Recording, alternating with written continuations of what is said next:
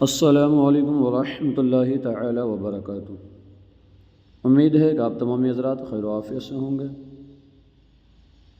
تو چلیے بات کرتے ہیں کل کا جو سبق آدھا ہو گیا تھا اسی کے اگلے سوال کے بارے میں۔ اس سے پہلے آپ تمام حضرات کی بارگاہ میں ایک آسان سا سوال ہے۔ آپ حضرات یہ بتائیں کہ تمام فرشتوں کے سردار کون ہیں؟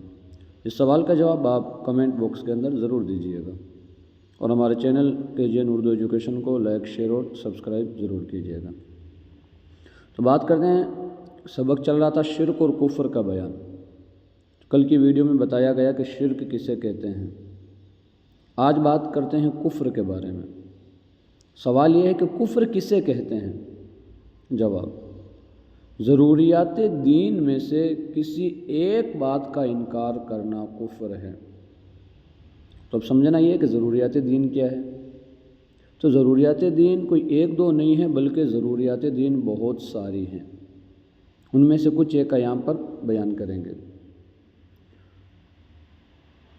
جیسے اللہ تبارک و تعالیٰ کو ایک اور واجب الوجود ماننا، یہ ضروریات دین میں سے، یعنی اللہ تعالیٰ کو ایک ماننا۔ تو اگر کوئی دو خدا مانے گا تو وہ آدمی کافر ہو جائے گا۔ واجب الوجود ماننا مطلب اللہ تعالیٰ کو حاضر ماننا، اگر کوئی اللہ تعالیٰ کو حاضر نہ مانے وہ بھی کافر ہو جائے گا۔ اللہ تعالیٰ کی ذات اور صفات میں کسی کو شریک نہ سمجھنا، جس کے بارے میں کل ذکر ہوا کہ اگر اللہ تعالیٰ کی ذات میں یا صفات میں کوئی کسی کو شریک ٹھہراتا ہے تو ایسا آدمی بھی کافر ہو جائے گا۔ ظلم، جھوٹ وغیرہ ہر ایک عیب سے اللہ تعالیٰ کو پاک ماننا۔ اللہ تعالیٰ کے اندر اگر کوئی عیب مانے، کوئی خرابی مانے، مثال کے طور پر اگر کوئی کہے کہ اللہ تبارک و تعالیٰ ظالم ہے، ظلم کرتا ہے، یا کوئی اور اگر اللہ تعالیٰ کے اندر عیب مانتا ہے تو ایسا آدمی کافر ہو جائے گا۔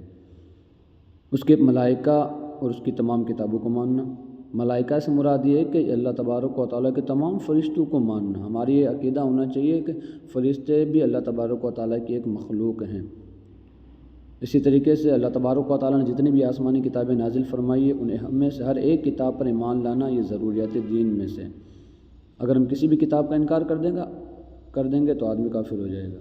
قرآن پاک کی ہر آیت کو حق سمجھنا، ہر ایک آیت کو۔ تو گویا اگر کوئی ایک آیت کا بھی انکار کر دے، چاہے وہ باقی پوری آیتوں کو مانتا ہے، اگر ایک آیت کا بھی انکار کر دے تو آدمی کافر ہو جائے گا۔ حضور صلی اللہ علیہ وسلم اور تمام نبیوں کی نبوت کو تسلیم کرنا، یعنی ہر ایک نبی کے بارے میں ہمارا یہ عقیدہ ہونا چاہیے کہ اللہ تبارک و تعالیٰ نے انہیں نبی بنا کر کے بھیجا ہے۔ ہر ایک نبی کے بارے میں اگر کوئی ایک نبی کا بھی انکار کر دے وہ کافر ہو جائے گا۔ تمام نبیوں کو عظمت والا جاننا، انہیں ذلیل اور چھوٹا نہ سمجھنا، یعنی ہر ایک نبی کے بارے میں ہمارا یہ عقیدہ ہونا چاہیے کہ اللہ تبارک و تعالیٰ نے ان کے مقام اور مرتبے کو اونچا کیا ہے۔ ان کا مقام مرتبہ کوئی چھوٹا نہیں، اللہ تعالیٰ نے ان کو بہت بلند مقام عطا کیا ہے۔ تو اگر کوئی انہیں ذلیل سمجھے، کوئی چھوٹا سمجھے تو ایسا آدمی کافر ہو جائے گا۔ ان کی ہر ایک بات جو ہم تک یقینی طور پر پہنچی ہے تو اس سے بھی ہمارا ماننا یہ حق ہے، یعنی کوئی سی بھی نبی نے کوئی بات کہی تو اور اگر وہ ہم تک یقینی طور پر پہنچی، ہمیں یقین ہے کہ انہوں نے ایسا کہا ہے کسی نبی نے، تو اس بات کو ماننا بھی یہ ضروریات دین میں سے ہے۔ حضور کو خاتم النبیین ماننا، یعنی حضور صلی اللہ علیہ وسلم کو آخری نبی ماننا، یہ بھی ضروریات دین میں سے۔ اگر کوئی اس چیز کا انکار کر دے کہ نہیں حضور آخری نبی نہیں ہے، حضور کے بعد بھی کوئی نبی آ سکتا ہے یا حضور کے بعد بھی کوئی نبی پیدا ہو سکتا ہے، تو ایسا آدمی کافر ہو جائے گا۔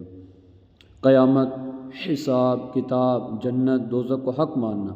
تو اگر کوئی قیامت کا انکار کر دے یا حساب کتاب کا انکار کر دے، حساب کتاب سے مراد یہ کہ کل قیامت کے دن ہم نے زندگی کے اندر جو کچھ کیا ہے اس میں سے ہر ایک عمل کا ہمیں حساب دینا پڑے گا۔ جنت کا بارے میں، دوزخ کے بارے میں، ان کو ہر ایک کو حق ماننا ضروری ہے۔ کسی ایک چیز کا بھی اگر آدمی انکار کرے گا کافر ہو جائے گا۔ نماز ہے، روزہ ہے، حج ہے، زکوٰۃ ہے، ان کو فرض ماننا یہ ضروریات دین میں سے ہے۔ مطلب یہ ہے کہ اگر آدمی کوئی نماز نہیں پڑھے تو وہ گنہگار ہوگا، لیکن اگر نماز کا انکار کر دے تو وہ کافر ہو جائے گا۔ کوئی آدمی اگر روزے نہیں رکھتا یا حج نہیں کرتا ہے فرض ہونے کے باوجود، یا زکوٰۃ نہیں نکالتا ہے، تو وہ آدمی گنہگار ہوگا، لیکن اگر ان میں سے کسی ایک چیز کا بھی انکار کر دے تو وہ کافر ہو جائے گا۔ زنا، چوری، شراب نوشی وغیرہ حرام قطعی کی حرمت کو اعتقاد رکھنا، مطلب زنا ہے، چوری ہے، شراب، ان میں سے ہر ایک کو حرام جاننا یہ ضروریات دین میں سے۔ یعنی اگر آدمی کوئی چوری کرے یا شراب نوشی کرتا ہے اس کو حرام سمجھتے ہوئے تو وہ گنہگار ہوگا، سخت گنہگار ہے۔